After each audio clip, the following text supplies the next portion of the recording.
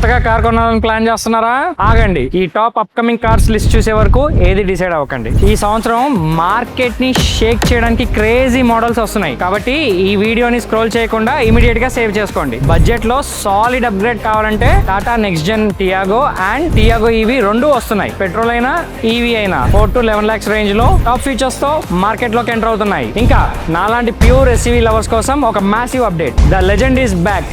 Mahindra Bolero 2026 model 10 to 12 lakhs expected price range లో రోడ్డు మీద రచ్చ చేయడానికి ఆగస్ట్ లో దిగుతుంది.